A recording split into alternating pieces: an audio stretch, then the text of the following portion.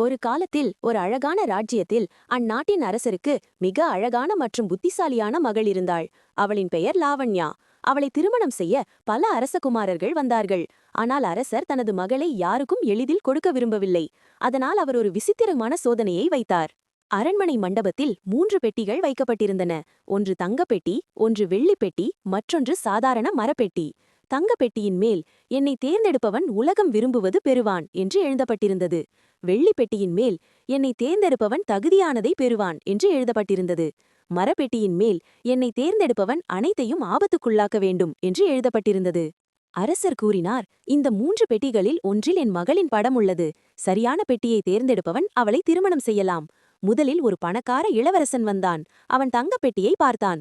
உலகம் விரும்புவது என்றால் அது அரசகுமாரிதான் என்று நினைத்து தங்கப்பெட்டியை திறந்தான். அதற்குள் ஒரு காகிதம் இருந்தது. அதில் வெளிப்புற அழகை மட்டும் நம்புபவன் எதையும் பெறமாட்டான் என்று எழுதப்பட்டிருந்தது. அவன் வெட்கத்துடன் வெளியேறினான். பிறகு மற்றொரு இளவரசன் வந்தான். அவன் வெள்ளிப்பெட்டியை தேர்ந்தெடுத்தான். நான் தகுதியானவன், எனவே அரசகுமாரியை நான் பெறுவேன் என்று நினைத்தான். ஆனால் அந்த பெட்டிக்குள் ஒரு கண்ணாடி இருந்தது. அதில் தன்னை பற்றி அதிகம் நினைப்பவன் தோல்வியடைவான் என்று எழுதப்பட்டிருந்தது. அவனும் வருத்தத்துடன் வெளியேறினான். இறுதியாக ஒரு எளிமையான இளைஞன் வந்தான். அவன் 3 பெட்டிகளையும் கவனமாக பார்த்தான். தங்கமும் வெள்ளியும் அனைவரையும் கவரும், ஆனால் உண்மையான மதிப்பு எளிமையில் இருக்கும் என்று நினைத்தான். அவன் மரப்பெட்டியை திறந்தான். அதற்குள் அரசகுமாரியின் படம் இருந்தது.